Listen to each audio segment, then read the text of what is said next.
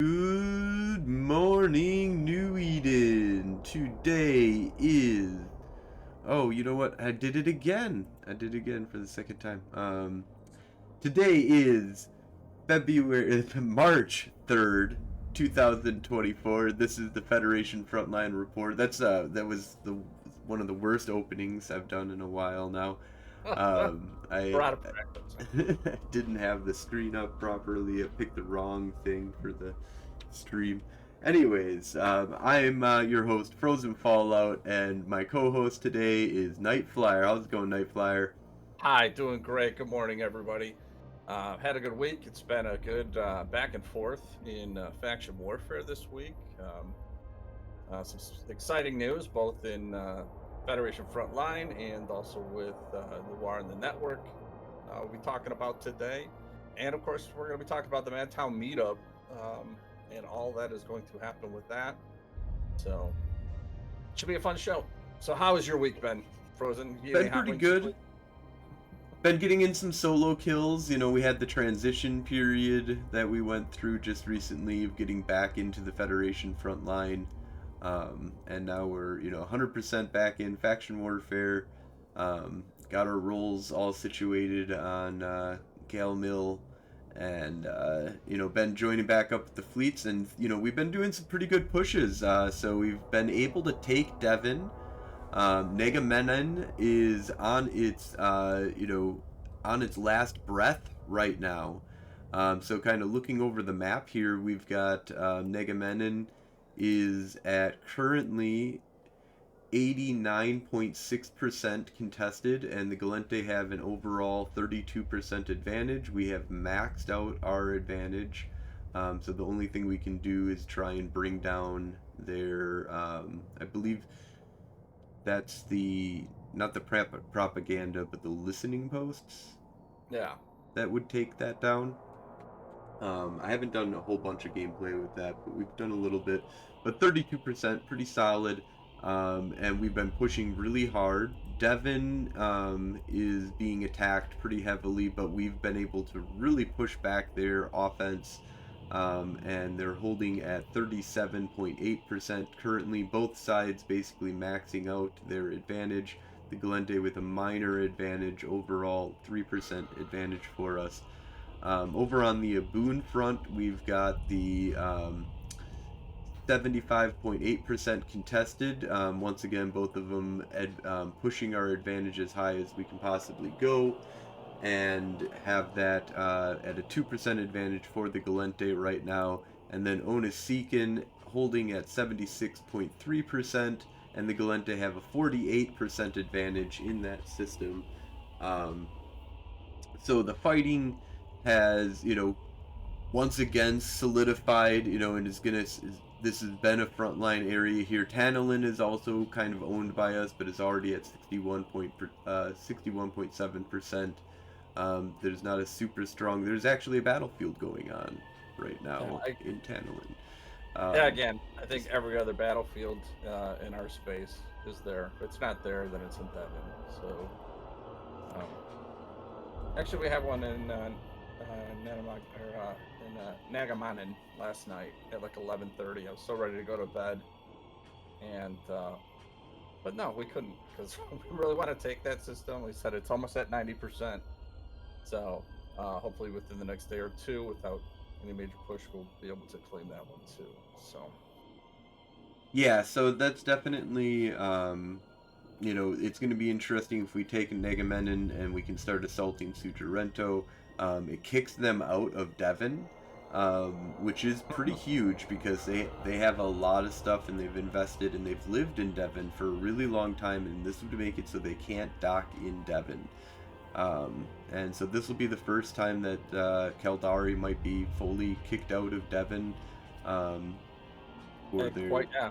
Like at least over the last year, I don't yeah. think we've been able to keep it. If we've taken it back and forth and lost it, Now it's been a we did but lose the entire north in order to kind of take this objective. I think a lot of this is due in part to sedition kind of coming down, and has been we've been as a militia we're fully dedicated to the Hadeles Old Man Star Fleet area. Like that is going to be where we fight from. We fight as not necessarily as a unit, but I mean as a concerted effort that this is where the war matters.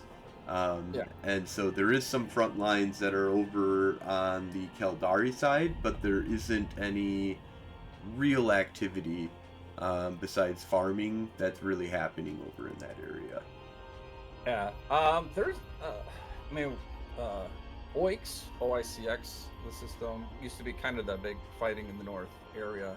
So it's kind of dropped, but it looks like Frarie's at 97.9% right now contested. So Galete may actually take that if we do the push. We came really close last month, and then Caldari's like fought it all the way back to 0. But Eugalis is at 95.2%. Well, I think that that's a Avenel lot is of that is just farming that's happening up there. So that's just going to flip. Those systems will flip back and forth for the farmers that are just going to use those systems. But there isn't, from my understanding, any real concerted effort by the Galente to try and take those systems, and they are not of systems of matter anymore. Where Vivalier, OICX, Aldranetti, Nanamelia, all those used to be really, really important war zone areas. But everything has kind of shifted down over to the Devon, Abun, Negamenon, Sujarento, Onasikan, Nisawa, Pinacasto. These are systems of import. You know, someday Tama might actually become relevant again if it gets onto the front line. But yeah, so things have been going pretty good for the Galente. You know, there is some, you know, there's still some infighting that happens here and there. There's minor drama, you know, over different, you know, structures that are being attacked and stuff like that. But overall, I think we're in a pretty good spot. There's a lot of fleets to join up with. There's a lot of things to go out and do in the war zone and be active, either solo or small gang oriented. That can be a huge influence to come in and help the Galente. We are definitely outnumbered, you know, more than 2 to 1, basically. Farmers are a huge part of, you know, dictating the war zone to a certain degree, but the front lines is where you can really make a difference, where just your presence pushes farmers away from being able to farm. They'll go over to, you know, Frary, Ugalis, all you know, all of these systems up in the north and stuff, and they'll farm those. And then the systems of import down here where people need to actually be part of the war zone. This is where the fighting is happening. This is where you can get some really great solo PvP. I've been getting a lot of really great solo PvP. We had a small time period where we weren't in faction warfare. And I was able to get both Galente and Caldari to come out and fight with me in solo fights, winning some and losing some. I was taking out a dual web firetail autocannon fit that I was trying out. And it worked really well. It allows you to really dictate range, but I still have some problems with the dual web. Yeah, I'm surprised it doesn't work as good as the Kestrel setup. You'd think it'd be very similar in use, but I'm with you where I want the Firetail to be better. I'd like it to work. They did boost it a little bit. It's got better fall off range now. Yeah. So you can do a little bit more scram kiting, but yeah, I haven't flown it since the change, but yeah, like I said, I thought with the dual web it would work very similar to the Kestrel, and it's really not. It's a different ship too. But I've been flying the Executive Navy issue still a lot. Even with the change on there, I still think it's a viable ship. I mean, I've had good luck with it the last week. Really haven't noticed the you know, the damage drop with the blasters or the rail fit. The rail fit, I haven't felt it that much. The blaster fit, I feel it because I can't achieve 1k DPS with my Sure. with my with my ships now.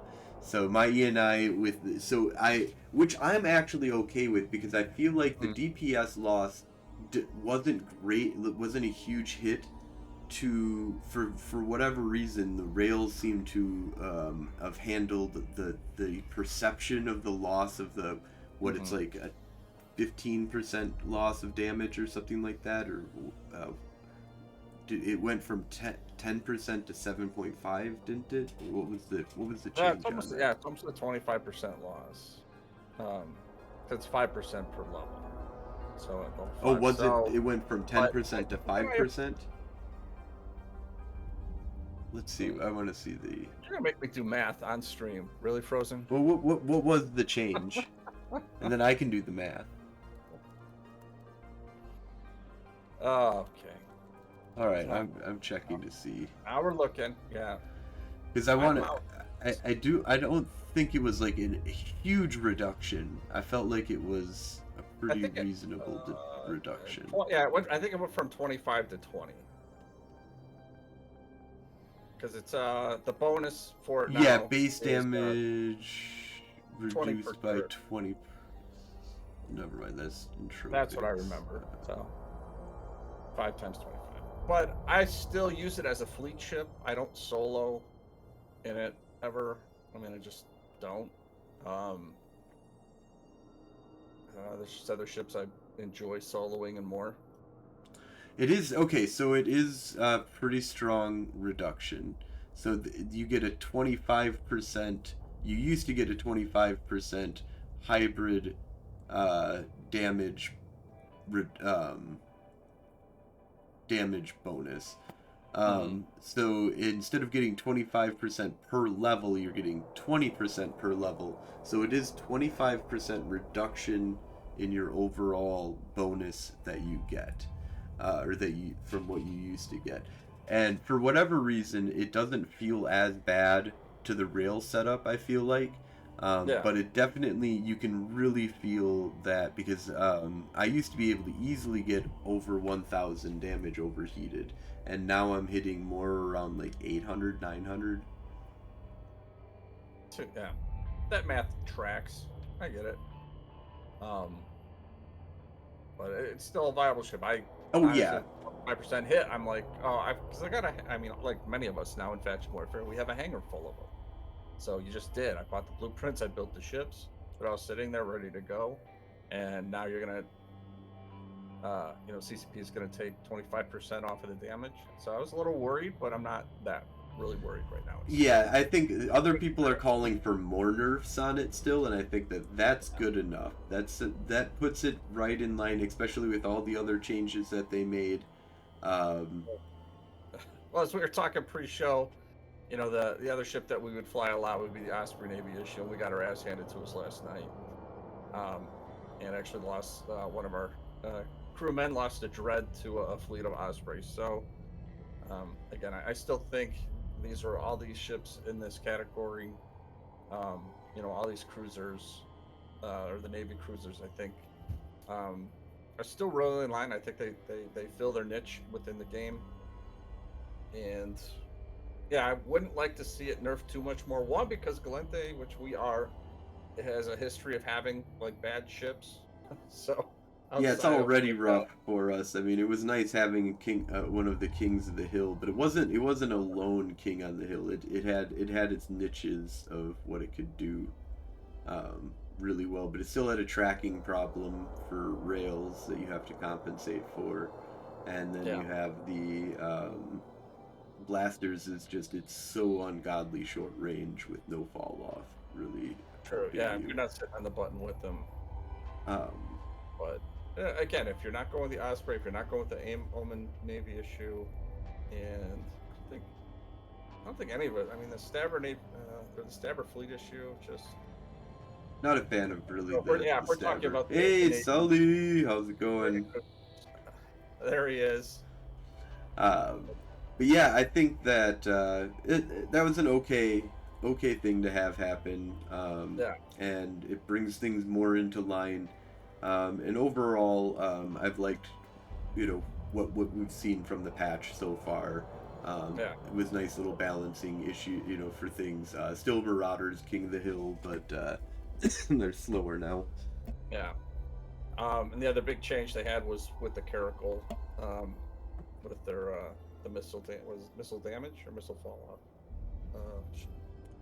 Fall or like missile, the ability for how far they can shoot out Yeah. to, like their So speed, velocity, which yeah. can also And be again, affect other things too. But we've enjoyed being in Caracal fleets, and um, but yeah, again, I don't know if this has a huge impact on the Caracal.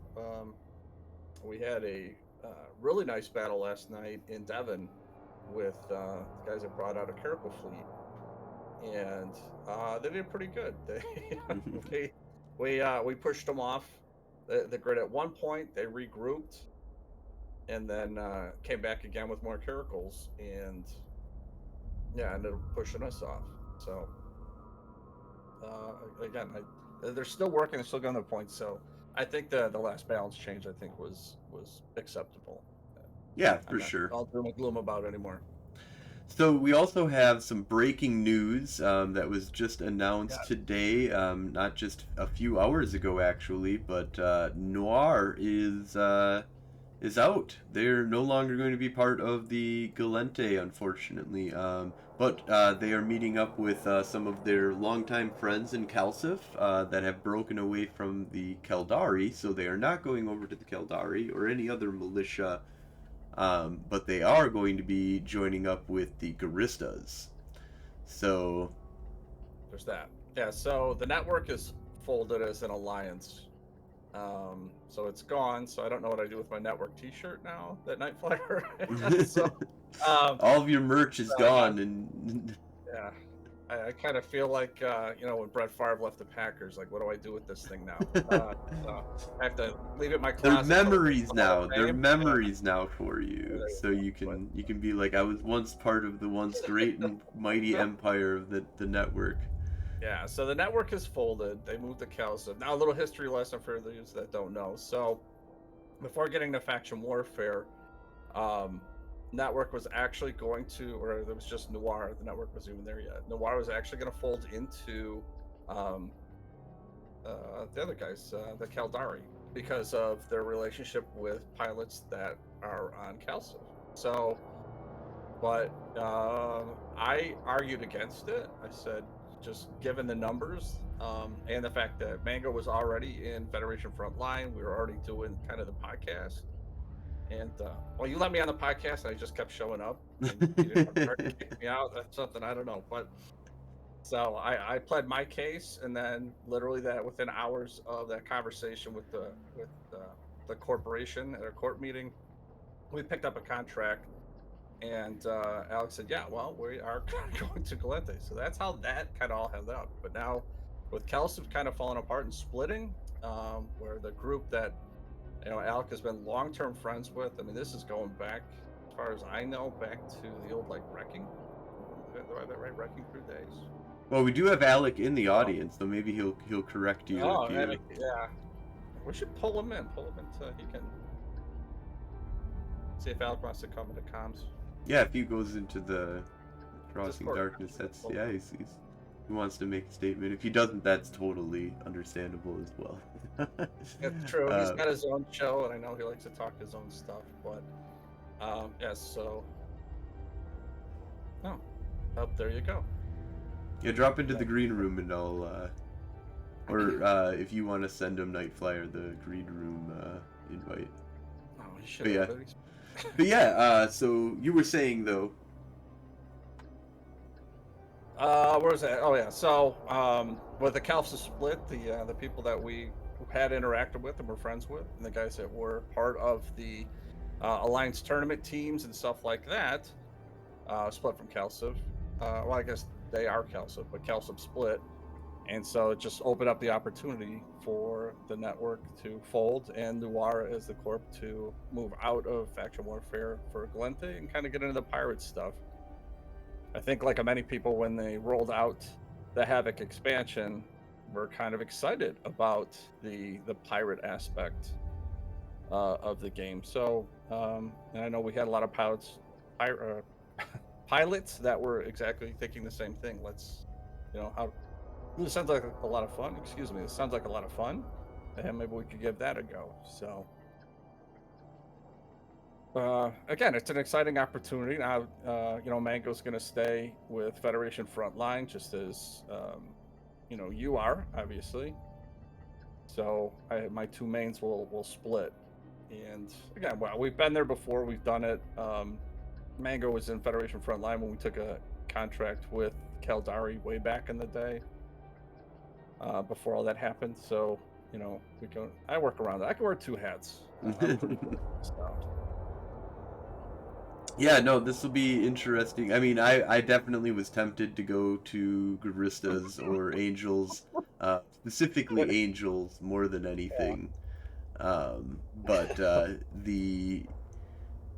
I still have to laugh at you and Samson and in Iceland when they announced this, because Samson's totally a pirate at heart. Oh yeah, he's truly. That's all that he wants to do is pirate.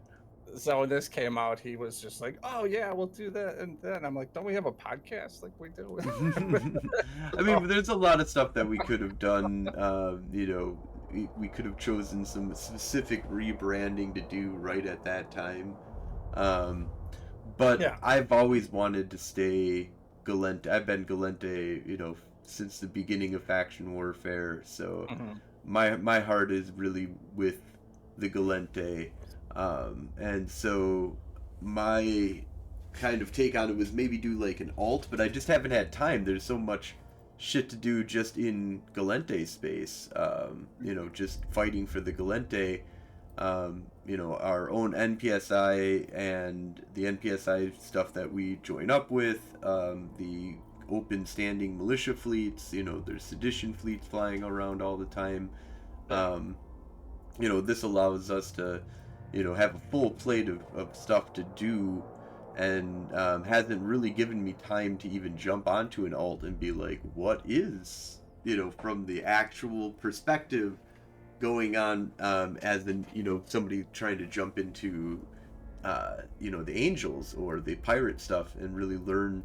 And I also don't want to do like a whole new character, so, I was thinking maybe putting my alt into it, but it just is too much work at this point for, something that I know is also having some saturation problems of multi-boxers and massive farming, that, it's more of a farming opportunity. And it has some interesting stuff that happens in the game, mechanics of changing space into low sec. And... What's that? You want to grab Alec and pull him up? He's down in the... Yep, I can do that. But no, I completely agree with you on that. My buddy, I told you I met up with my buddies in Goon Swarm on Friday. We went out for lunch and stuff, and he's still like, we got to get an alt in Goon Swarm. I just don't have that kind of time, man. Hey, Alec. One up. But I mean, that's a whole nother career right there. Is Alec live yet? Yeah. Living. Hey guys. Oh hey, how's it going? I'm good. Hey guys. Hey, appreciate you popping in. So we're hoping you could help us with some of the history here. I was trying to kind of piece it together off of my memory, which sucks ass. So. Well, you guys are scooping declarations of war on this because I had to move our recording from this morning to tomorrow. I thought you already done it. Oh, we're sorry, man. No, we love it. We love it. It's good. You're becoming that famous where your show can't even get ahead of the media that's learning about what's happening with your corporation and alliance. That's I guess that's a feather in the cap of sorts.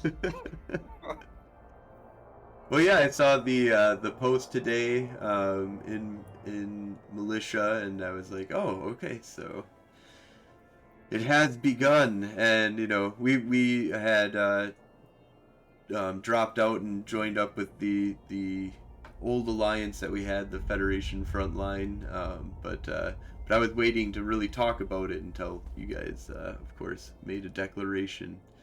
Yeah, appreciate it. It wasn't a big deal if anybody knew ahead of time, but I wanted to be able to make a big announcement and just keep everyone on the same page. History-wise, I've known Tempus Calcif for a very long time. This goes back to our Great Wildlands days. When Noir wanted to stay in Mercenary Coalition, and I was like, no, we can't stay. It's going to kill the Corp, which it did. They were like, no, Alec, you're crazy. This is Mercenary Coalition. It's like the best thing ever. You need to leave. So I was like, okay. This is what you guys want to do. I don't want to mess that up for you. I handed CEO over to someone, and I kind of retired from mercenary life for a little while. And when I did, I decided to do a trade hub in NPC nullsec space. So I started a new corporation, moved down to Great Wildlands, put my flag down, and started building a community around there. And that's when we started to interact heavily with the Templus Calcif guys, because they've maintained a presence in Wildlands / Derelict for like ages. They've been there as far as I've ever known. So you're big facets of that community, and we instantly gelled. We really, really like those guys. Eventually, I wound up joining their alliance with that corporation, and we got more and more closely integrated with them and the Wrecking Crew Coalition in general, which they're part of.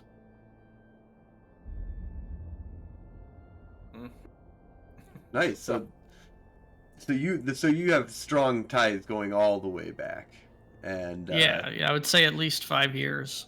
And honestly, when Noir relaunched, I would have put it in Templus Calcif initially. The only reason we didn't is because they were still in Caldari faction warfare, and especially in those days, faction warfare was just super, super bad. This was pre-rework. And I was like, well, we can't take contracts in Caldari space. We can't move through Caldari space. We're going to take standing hits if we do any faction warfare content. That doesn't work for me, brother. So we went our own way on it and just kept it outside of their alliance. We were still part of the coalition in general. But I had a great experience when I was in their alliance, and I'm looking forward to doing it again. That was awesome, man. We had the opportunity to fly with them a few times over the last year or two. It's a great group of guys, some very high-skilled pilots in that corp. But I remember, Alec, you and I having the conversation when we were actually thinking about, hey, can we do faction warfare in between contracts kind of stuff? And I know the Calcif guys were big at, like, kind of going that way instead of coming into the Gallente Federation. So... yeah, we think it's the better way to go. What really opened me up to it as a possibility was the fob fight we had near Adelies. Was it an Arcelor? Oh yeah, the one where the Gallente won for the first time, the first victory. Yeah. I can't remember exactly what system it was in, but yeah. Our fleet was like twice as big as the Garistas fleet, and they put in a really well put together Zealot fleet. It was balanced, well flown as far as I could tell when we were fighting it, but they were just so heavily outnumbered, and I thought to myself, man, where are we at where Gallente is the one lobbing people out? Yeah, the Garistas, I think, when it comes to... I mean, the thing is that they have strong farmers, right? They've got some really good, strong farming team. It's not as good, I think, as the Caldari's farming team, but the Caldari's farming team is not farming Garista content. They're off doing their other farming content. And it's still easy for them to win their... insurgencies without really a big problem. What they have a problem but only with, if no one else tries. But yeah, only if a PvP group doesn't come in and just start knocking around their farmers, and because they don't, they're used to dominating in that area, because why, the Gallente don't want to go there because it's normally in Caldari space, because they own so much of the possible space at where it could be. So you're going to be in Caldari space fighting Caldari for the most part, but why have the Caldari, come over and actually want to deal with it? And it comes down to what space you're kind of conquering, and where you are situated in the war zone. Is it convenient for PvP to take place in that area? There's some attacks that'll come from... So I think there's still a lot of good PvP content in the area. It just is not something that the Caldari are Caldari and Galente are going there for PvP. That's the only reason why they're going there. Where you don't, so it looks offsetting with just by going by the numbers of people that are working for each sides and stuff like that. The Galente or the Garista look like they have a lot, but like you said, in the end, when the FOB fight came, they only had, 1/3 of the numbers that they needed in order to fight off the Galente. And that's just the Galente. It wasn't like a team effort of the Caldari coming in and trying to jump in on this as well. Yeah, exactly. And when the pirate faction warfare first dropped, there was a lot of talk about how we should be switching sides. Because, it's the new feature, everybody's excited for it. I'm like, guys, everyone is going to be having that exact same conversation. You're going to have a lot of people that try it out for a couple weeks. Let's just wait and see where it lands. And sure enough, for the first month or two, tons of players were in Garista Militia, and Galente was still outnumbered. Now you're seeing that cool down a lot. It's settled into mostly the farmers and like 1 or 2 active organized groups. And with Calcif leaving Caldari Militia, because the split they had in their alliance, it's like, oh, you guys are leaving Calmil, you're looking for what to do? This side needs some more numbers. We want to stay in faction warfare between our contracts to, just get access to that content and that PvP and keep ourselves in the area without taking tons of sec hits. So it just felt like the right time, all the planets in alignment kind of thing. Yeah, I think it was a good idea for you guys to wait a little bit and kind of see. And I believe me, I'm super tempted to come along with you guys because, I mean, it is. When we did participate in that fighting recently where the Galente won. The pirate stuff content is kind of fun. It would be really nice to make 3 times as much worth in LP by doing that content. It would make it way more, like if the Galente got 3 times as much LP for doing a site as the Garista did, then I might be like, oh, and it's 3 times more than what my faction warfare LP payout is. But that's basically what the payout is for this. Looks way better, and the content is better, I think. 1, there is no defensive plexing. It is all offensive, and that I think that's a huge bonus. There is no stupid farming that needs to be done. Like, you have to have farmers. If you don't, your coalition will die in this system. That is no longer part of it. You do need farmers to kind of achieve your objectives still. That helps out a lot. But you don't need stupid farming to be done. And the content of the saving or destroying a Roicule is really cool. Like, I find that to be a really interesting gameplay where you're going in, you have to kill a whole bunch of NPCs. Your enemy can come in and they need to kill their NPCs, but there is like stopping the clock, but it's not like rolling back and forth, and it doesn't take forever to do. So, and it's like a constant like kind of roll of activity that you can do, and it's something to fight over, like that both sides want to fight over, comparatively to like battlefields where usually it's one side really wants to get in there and get that offensive LP payout that you get, and the other side is defensively fighting in a battlefield that might not be worth any LP in the end to them. I think which is a really weird dynamic when you think about it. I felt like that was really poorly thought out with the concept of, I thought for sure battlefields, since they mechanically are no different for an offensive and defensive, that you would be like, oh, full payout, for completing, and then that would make us clash and be like, oh yeah, we both, it gives us a reason, not just at least they did boost it up where it is worth it for holding, defending, and trying to take a system. A battlefield is a nice little, like, here's like 3% in your favor, which is huge at this point. It's the best time investment for faction warfare if you're talking about system control.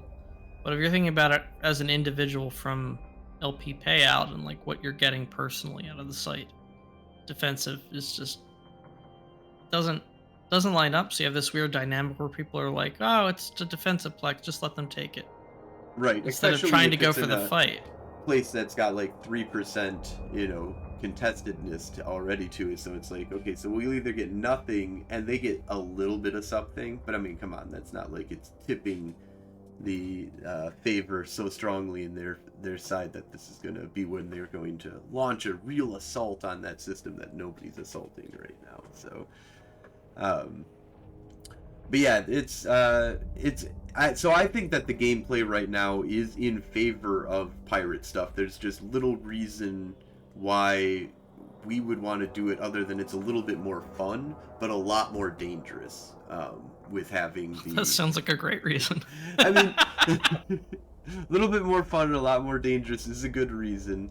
Frankly, I'm surprised Gwen's not chomping at the bit, because his gate camp will be quite lucrative if he's doing it under the Garista flag. That's very true, and there is a lot of like the added bonuses that I felt with the NPCs being on your guys' side is kind of terrifying, coming in neutrally or as an enemy side when you're coming into a level 5 corrupted system. It's not as easy for us to set up a gate camp in a level 5 corrupted system, because the NPCs will be like, no, I don't want you guys to be here. They can go away. you need to have everything really well set up. Drop and some even bubbles. Then, yeah.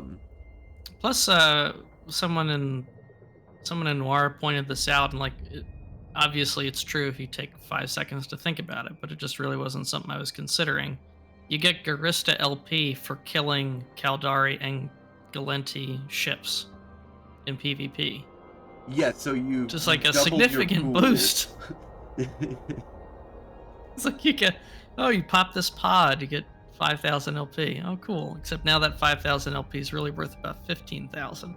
Right, exactly. Like the 3 times the indifference or the difference in LP worth. I'm not sure if CCP thought that out or if they just really wanted that 3 times advantage to the. I'm surprised everybody.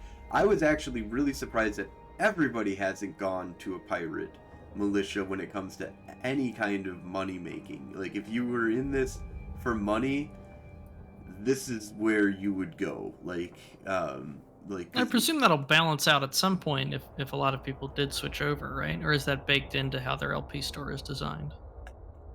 I thought that it would drop more, and it feels like it's stabilized at 3.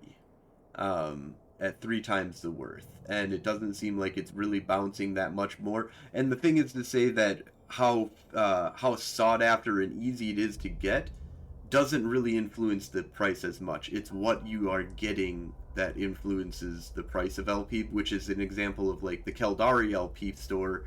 There's way more of them farming, and yet their LP is not dropping comparatively any different than what the Galente's LP is dropping, because their stuff is just better. The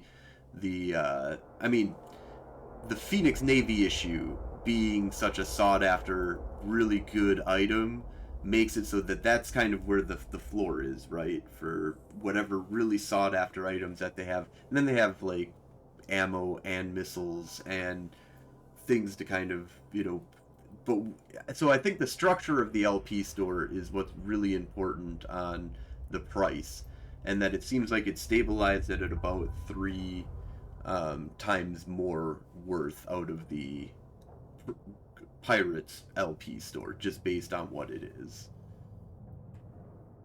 So I don't think that that's going to come down unless CCP changes something, which is really good for you. Like that's. Well, I mean, it's not the reason that we're doing it. We're doing it to access the PvP content. But basically the guiding rule is what's going to give us the most targets. And this is going to give us the most targets. And I would agree with you on that, absolutely. It does help that, if we're going to be off contract and we're going to do some kind of PvE, you might as well get the most IS per hour you can out of it. Absolutely, yeah. And the content and the PvE is a lot better, I think. That the design of it, it's added a little bit more flavor of danger with points and stuff like that. Everything being offensive, being a little bit quicker and easier. Like the NPCs may point you and there may be 3 of them, but it's actually quicker to kill those 3, frigates or whatever, than it is to kill that 1 frigate at the same size of the Plex, or the destroyer that's in that Plex. Because they're designed to be easy to kill, not as high of a DPS check, but there's 3 of them and they might be scramming you. Or, well, right, puts you at more vulnerability from players for a little while, which I think is good design. Absolutely. So I really like the design of what it is, and I wish you guys all the luck on coming out. I know you guys are still going to be sticking around probably in like Hay-Dealey's area, Yep. and since We'll still be you there. don't get kicked out of anything.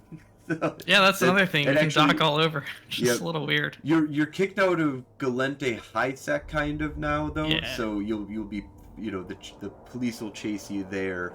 But you're going to become pirates anyways, so you might as well just become more piratey. Yeah. It'll be cool though. We can dock wherever, which is good. We might not go to every insurgency that pops up. We've already discussed that, and it'll depend where it is, how much money we think we need, that kind of thing. I think it's likely we'll just stay around Hay-Dealey's for as long as the war zone is concentrated here, and just Third get our party and content have that fun. way. Yeah. But if we do need to make money, we'll do like an alliance deployment like we would for a contract. We'll pack our carriers and dreadnoughts full of ships, sign them on over, which we can do now because we can dock anywhere. Yeah, opens And, up things a lot easier. Yeah, I think it increases our mobility in some ways and then decreases it in others. It's a bit of a trade-off. Losing access to Dixie on mains is obviously a little inconvenient, but we're already doing a lot of alliance logistics out of corporation anyway, just to get access to the Jita trade hub. So, it's going to be a consideration, but I think between our logistics and Calcif's logistics, it'll be better, especially with Galente's logistics being so heavily disrupted over all the events that happened this past December. Yep. I think we'll actually be coming out ahead on it, to be honest with you. Yeah, it makes a lot of sense. So one thing to transition us a little bit here, are you still going to be coming to the Eve Madtown on May the 4th be with us? Oh, 100%. There's a slim chance I'll move between now and then, but I doubt it. So, unless I massively relocate, I will be there. I'm trying to convince Arcadis to come. I don't think he's gonna. But, yeah, we're hopefully we'll get a couple of our folks up there if we can. Yeah, we got the Discord going now, so we're going to be doing a good push for that. We're going to do a little bit more advertising and stuff, but it looks like just from the initial, little interest that we're trying to garner right now, we've got some pretty good interest in this, and I think that we might be able to get up to, possibly 20 people, and I'm trying to see if we get that kind of interest, we might be able to get some more space dedicated to us and stuff like that, where we'll be working more with the event. But under 20 people, they're just come, I'll still give them a heads up and work with them a little bit. Right. But I think the bigger parties is where you get a little bit more fanfare that you'll get from the place itself. But also it's some more strategic planning that I need to do if we have that large of amount of kind of people that are going to be coming and stuff. So we're kind of getting our head count now. But it feels like it's right around an easy 10 people will probably be showing up right now. But hopefully we can get up to maybe 20 some odd, plus people that want to come down. One of the things that I want to think about doing is doing some tournaments for different games, like Street Fighter or for Mortal Kombat.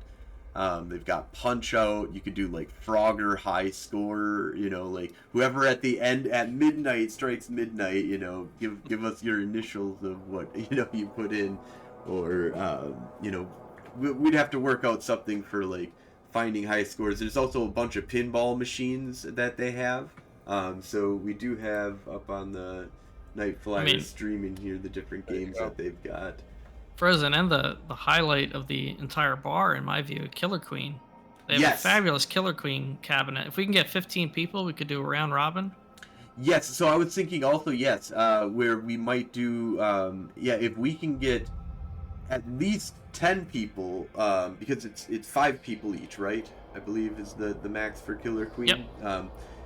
Whoever sides win, each one of them would win, some kind of skin or plex that we would give out for the team, the winning team, basically. So if we can get 10 people, then we can get at least a 10-person, possibility of getting 10 people that want to play Killer Queen, or Killer Bee. We could also pull in a few ringers from the puppies if we had to. Yeah. So if they don't get the skin, obviously. They just get a recruitment link. Right. And if they do play, all you have to do is hit me up. I'll still, you're a new player and you might be getting a really expensive skin, so that might be really helpful to be like, oh, hey, I'm rich. And then you'll find out that a billion ISK is not that much money sometimes when you can. Yeah. If we have, I know it's a mostly evening thing, but if we have that number of players coming in, especially people from out of town, we could also look at doing something in the afternoon. That was some other stuff that I was thinking about too, was possibly doing some lunch and stuff like that in the afternoon, and then possibly brunch in the morning on Sunday type kind of thing. Ooh. Before everybody kind of heads out. So and that also comes down to kind of organizing and seeing how many people might be interested in doing something like that. So on the Discord, I plan on expanding some more event ideas as we kind of get closer here. So the next month is my plan is to kind of get feelers on what people are interested in, see how many are showing interest within the 1 month mark, and then kind of making things more reality leading up to the last month of these will be the set things of these are the tournaments we'll be doing, these are the events that we're doing, and see if there's interest in doing afternoon lunch somewhere, or hanging out afterwards. Is like there might be an after party, the secret after party that people might be able to get into. So nice.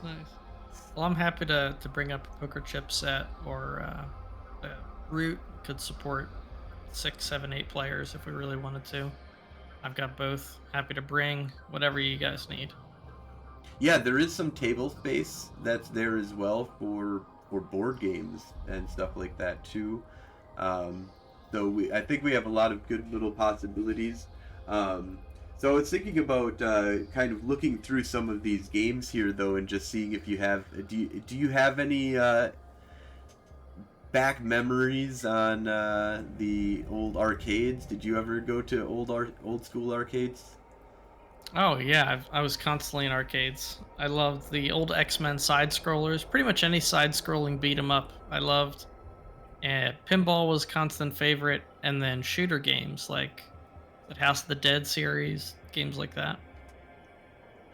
Yeah. Time Crisis was really good. Yeah, and I played and I found out, so they have X-Men here, and me and my buddy did play all the way through X-Men and actually got to the end of X-Men. And I just, as a kid, must not have had enough quarters to just keep on pumping into this game to get all the way to the end. But I finally got to the end of X-Men. There's Altered Beast, which is a really great Sega game. Yeah.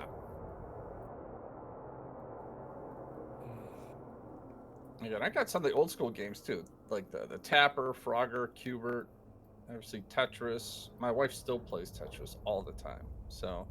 There's also demands for us to put our beautiful noggins back up, so I'll let everybody see. It'll be harder to read but it's a podcast, so you're supposed to be listening to this, so we should just. But yeah, Samson and I will both be up like in Madison on Friday night or Friday. I might even go up earlier, like Wednesday or Thursday, because I get off work Tuesday. I don't have to be back until Monday. So, or wait, no, next Wednesday. I'm taking the whole week off. Anyway, so we've talked about having like an icebreaker on Friday night. I mean, I'm sure we'll be drinking anyway, or at least meeting up. So. Yeah, Friday night. There's definitely going to be some minor, possibly unscheduled, maybe scheduled if there's enough interest in it. Going out and probably hitting up IO the night before is what I was thinking, just to, get into the scoping it out. Or there's a bunch of other places to kind of hang out in Madison as well. So there's also another arcade bar that we could also check out. Yeah, Madison's a great town. I've got relatives and stuff up there. It's where my dad's from Madison, and Ghoster and I met there. But I was gonna say Frozen and I met there for a Summer Swarm meetup, and we had such a great time. Steak houses, piano bars, ice cream shops. Yeah, we could go to the good piano tourism bar on Friday night. That's a good bar to go to. Ice cream sounds amazing. Ice cream is also a good place to go. Oh, is there Well, it any is called Tetris experts, I wonder? That might be a good one to have a tournament for high score on. Also, Guitar Hero. I bet you we've got some people that are masters of the guitar.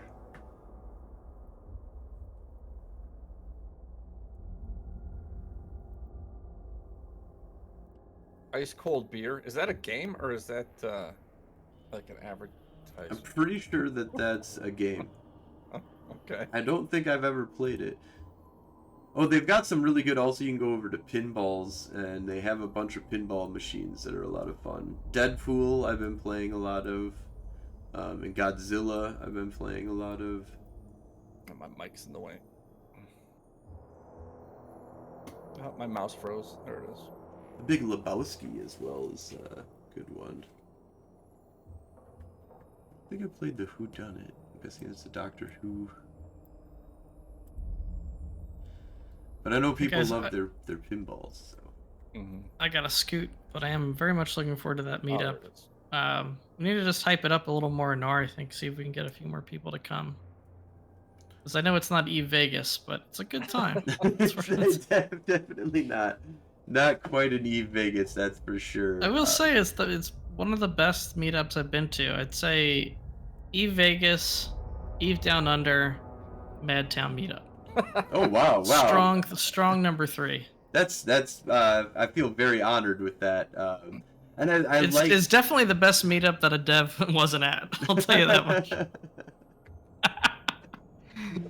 But yeah, I mean, it kind of makes it easy when you've got a really cool place that you can have everybody meet up at. So that's one thing that really helped, I think. So, and I'm looking to make more advantage of that this year. Sorry. Bob Barbecue number 3. You guys just wanted the Bob Barbecue. Oh, It's a whole weekend of drinking and meat production. Can't start to top that.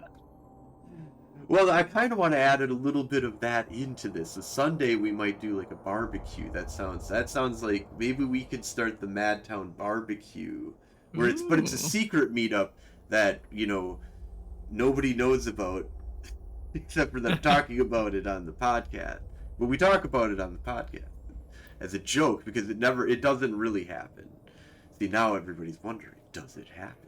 No. It does, because last year we planned this whole Garista militia flip at the barbecue. We did, as you'll recall. I do remember this.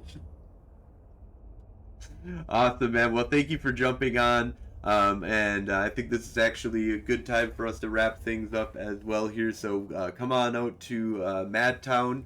I'll pull up our little poster here. But yeah, Eve Online Madtown Meetup, Sunday, May 4th. May the 4th be with us. 5 p.m. to midnight. It's at 924 Willie Street, Madison, at the IO Arcade Bar. It is a 21 and over event, so I unfortunately have not made accommodations for under 21. I do apologize.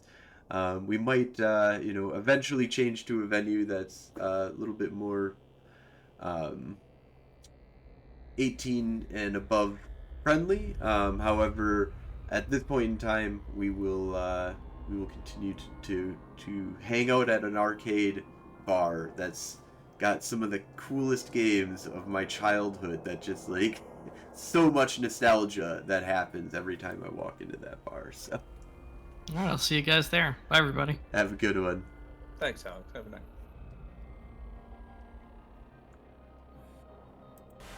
But he could stop by. Yeah. All right, we're wrapping on up here. Thank you so much for coming on out, and have a great night. Good night, everybody.